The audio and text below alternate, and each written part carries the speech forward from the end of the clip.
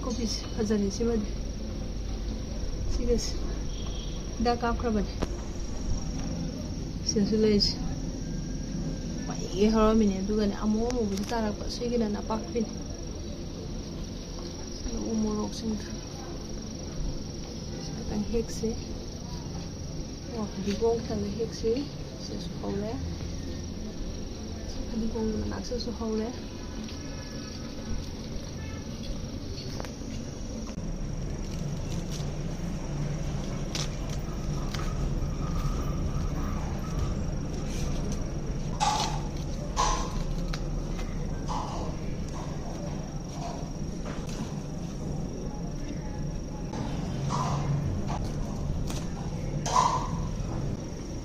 Masuk hektar las. Putar woga apa? Iruan thong na. Somrom da pubirain. Yes. Adu mai hana chong thok pa ya de. Chong thok pa ya de.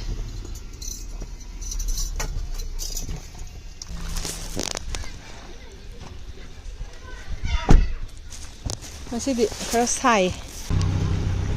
Asida swai da jong kwacha khara chatlan si chat pa jam pa me ba se thaban jong ya ni yam pai hey chen ro gre mamai lai thoi ye chen ba gi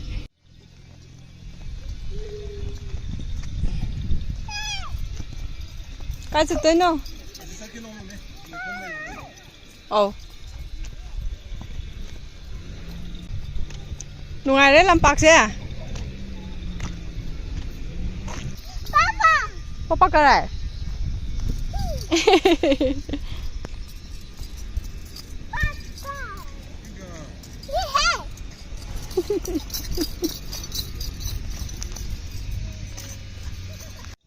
Sige cái nó gì? Lily gì không? Yellow color gì đấy đi udri है हाँ मैं आम उन्हें रबड़ा दिखाऊंगी फंसा भी yellow ने aina som lom dagi lampa ke som side te yang ko dane ura ba ade changa ini namgen som le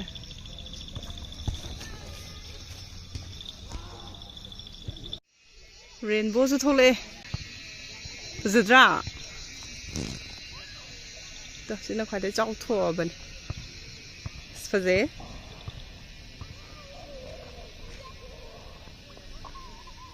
Siam phazare si kai no chala che halla chi kai no ha somda lao halla doi ni lao chala si lao du chala si lao lo khurani nusi kam chele ba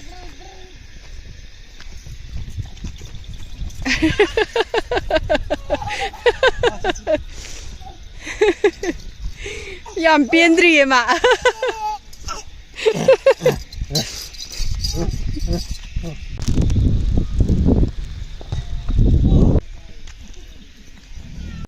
koi sida chana na ba katang khak lei ba adugi ngai ri ne mai banana chips bore yam hauna sa jei ma je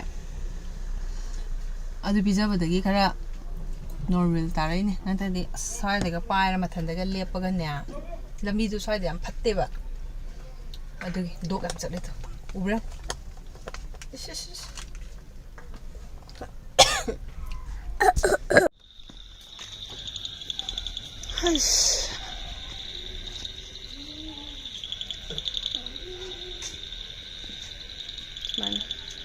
mathak này khơi lấy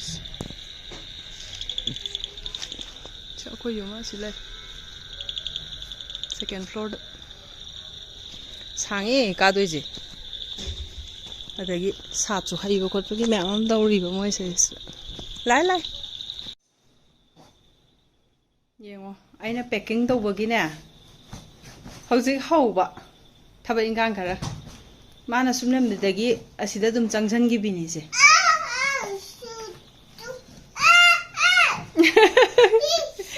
Kari mang raga. Thola pangam draba.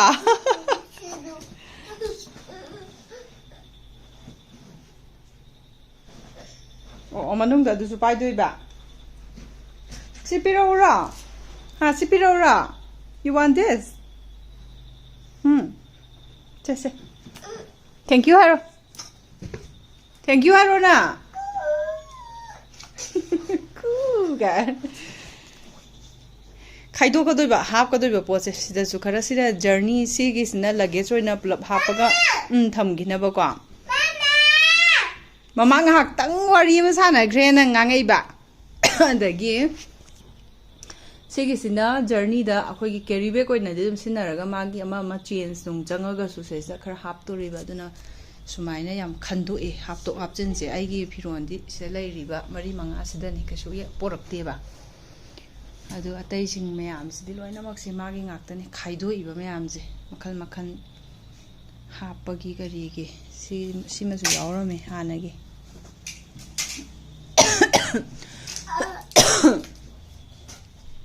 लोकसु लोइना थोंबा लोइजे हक्चांग the अमता सागत्ते अदुगा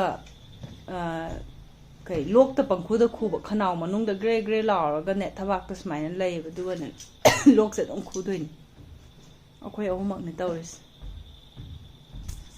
हौरगे हपचनबा मपानददि होजिकने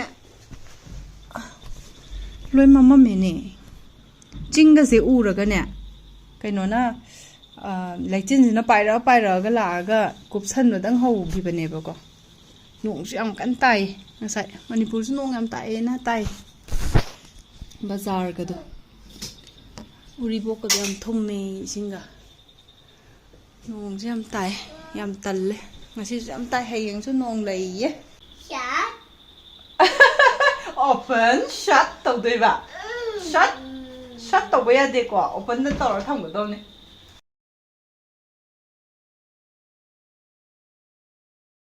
ma bishu ha Yeah, bye to bro. Bye. Hi girl. Bye. Thabam talusan gige hoji haro. Love you. To bro. Okay. Is ahing da so hogolaga kuchis mind ta hoy. Sim ta tauji. Ahing da so high five ne man tor ka dois.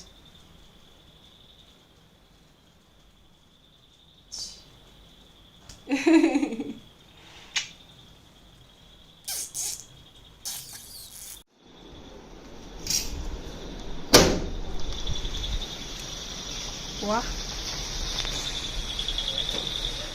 fazedra.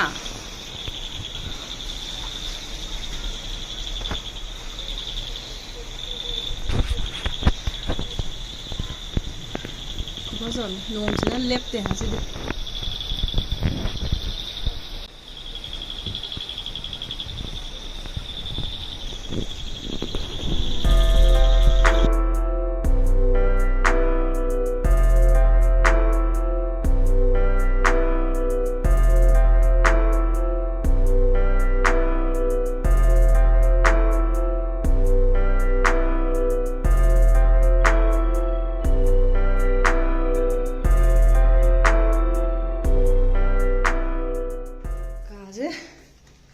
Yang lotion gre, snaklom da mattress to thangjan gre, asong ka sinal hangan gre. Aduga mathakta phajuma cha sumba phi gumba macha besit amani kupsalamani. Ma nungai ri ne keno se. Phamung da nahangi lom phangda be gi simba. Kaino, kai piu hai no. Sira sira. Tagi phi nungmai set ka do ba hap ka do ba gai loina. Sẽ hấp cho là new puder hấp sang rồi ní lên cẳng nhé không khởi chú cẳng nhé rồi ca solution làm vậy ca hoài cái gì lỗi tao muốn là yêu tập hệ học cái lỗi tàu gặp nè xịt bật tay vào đây nè lai đi tay thì nó đang sự bột hấp mầm thì nó còn lại xin mình nan rồi ca gì xin nè kiểu đi bé coi nó phù nó vẫn đi mang cái bé mà cha Sisu pu na bane tai di loi ra sama thamam de ne kai nu sa ri du kai nu mamam ja thosu la o ma cha in thok pi ra ge ta mo su office ki hala ga ꯆꯥꯛ ꯁꯠ ꯁꯠ ꯆꯥꯔꯒ ꯊꯣꯛ ꯌꯥꯅꯕ ꯃꯑꯣꯡꯗ ꯔꯦꯗꯤꯗ ꯂꯩꯔꯦ ꯑꯩꯈꯣꯏꯁꯦ ꯂꯣꯏꯅ ꯔꯦꯗꯤꯗ ꯂꯩꯔꯕꯅꯦ ꯄꯄꯥꯁꯦ ꯂꯥꯛꯇ꯭ꯔꯤꯕ ꯊꯕꯛ ꯐꯔꯛ ꯇꯥꯕ ꯑꯃ ꯇꯧꯔꯝꯃꯅꯤ ꯀꯣꯜ ꯇꯧꯁꯟꯗ꯭ꯔꯦ ꯍꯤꯗꯥꯛ ꯍꯥꯞꯅꯅꯕ ꯃꯌꯥꯝꯁꯦ ꯑꯃꯨꯛ ꯂꯣꯏ ꯆꯠꯈꯥꯏꯔꯤꯁꯦ ꯁꯤ ꯍꯥꯞꯅꯅꯕꯁꯦ ꯌꯦꯔꯨꯝꯗꯣ ꯐꯨꯠꯇꯣꯛꯈ꯭ꯔꯦ ꯁꯤ ꯂꯣꯏ ꯉꯁꯥꯏꯒꯤ ꯑꯆꯥꯝꯕꯗꯨꯅꯦꯕ ꯁꯤꯅ ꯄꯨꯔꯒꯅꯦ ꯕꯣꯜꯅꯦꯅ ꯀꯣꯏꯆꯠ ꯆꯠꯄ ꯍꯥꯞꯆꯤꯜꯂꯅꯤ ꯕꯅꯥꯅꯥ ꯆꯤꯞꯁꯨ ꯑꯃ ꯌꯥꯎꯔꯅꯤ ꯃꯥ ꯌꯥꯝ ꯄꯥꯝꯃꯦ ꯆꯈꯥꯏꯒꯅꯨ ꯃꯤ ꯃꯃꯥꯒ ꯋꯥꯏꯅꯦ ꯈꯨꯟꯕꯗꯩ ꯆꯥ ꯂꯣꯏ ꯂꯧꯊꯔꯒ ꯂꯩꯕꯥꯛꯇ ꯊꯝꯃꯀꯥꯟꯗ ꯅꯨꯡꯉꯥꯏꯕ ꯃꯥꯁꯦ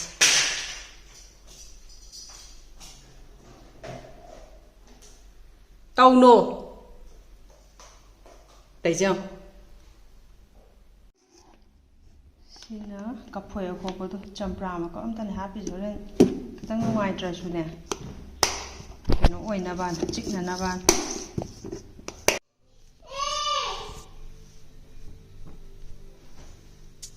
ꯊꯣꯛꯀꯗꯧꯔꯦ ꯑꯩꯈꯣꯏ ꯗꯨꯛ ꯑꯃ ꯊꯥꯗꯣꯛꯑꯝꯃꯤ ꯀꯥꯁꯦ ꯁꯤꯒ ꯂꯣꯏꯅ ꯃꯨꯊꯠꯂꯝꯃꯅꯤ ꯀꯥꯁꯦ ꯂꯣꯏ ꯂꯣꯏꯔꯦ ꯂꯣꯏꯁꯤꯟꯕ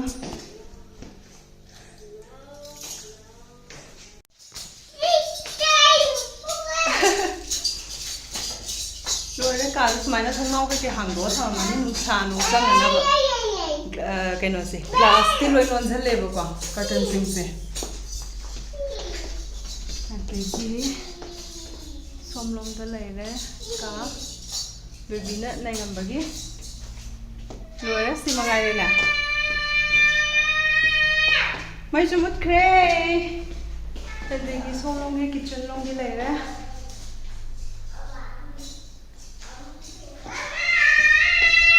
Mika, hello. Come. Chalo, chalo. Chalo, let's go. Tawse papa kungre pot chai thaba. Baby ka pura ka dang kumani. Loire. Pai di. Si mamai sabji le nang lo se happy yung jali buding lo se. Nuong se thili adom su bane ba ngang di swelete na. Ah. Hosi pudi phar ngan thore. Ko. Bye to bro. Bye. Koi chat tore hai gar. Bye. Bye to ro. Hi. Bye to bro. Bye. Eh, start it. Okay, Dimapur yore. Minit tara kun wali. Yogo do. Mai singa sai do sign. Dress kasi lambi do hongre phane ka sele ai. Aduga habedi ma kaya tawbagi anirakneba mana kaya tawthoise andoise makokto ngawraga yam nuaitraba jani aduna khama lakpana ngasai pung 12 waidagi ni thaureise hojik pung 3 makhai ta salae ni marakta kitang hadi magi aduga manungairaktabada matam sangi atopade amta khama utreba ko aduga hojik ha kuina tumuye adugi masado nungai papa sida haubi leba chake the KFC am later me chan and about tea or galakwa. Hey girl. I do this the KFC am ure as the calm ye do kai yaurige I the order kai kato namana changi the putora kanina. Adune young white lambido long yam and hat the guitar give a gig. Pero talk diva yam chort like a lainang daraga sigi cano sigi the ganidus like I am not the whole way for sigi away the poor pala got the lakpa. Aduna like for a makwira malako that the angang sigi nuaita bagane yung waza ni live flux. Kari gadi punchay ni lainang da. Dimapur.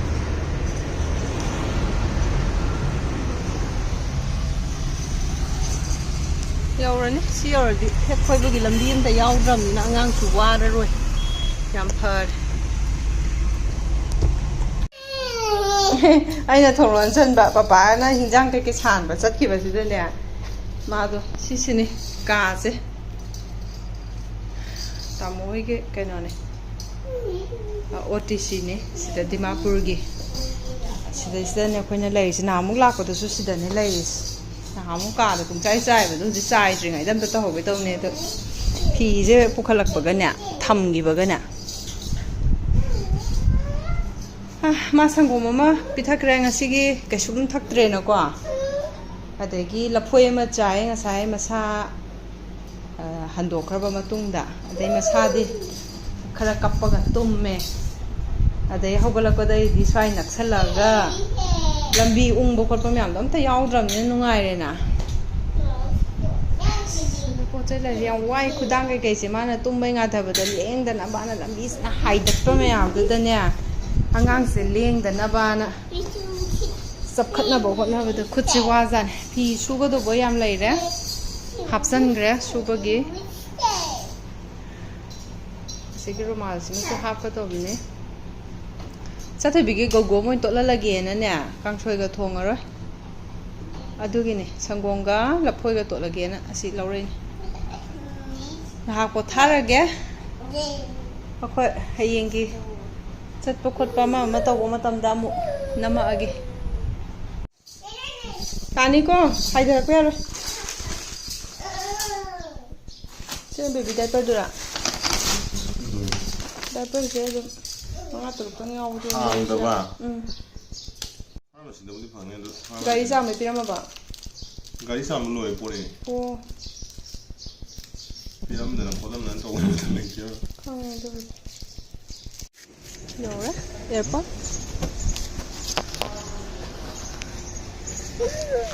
sai yam sai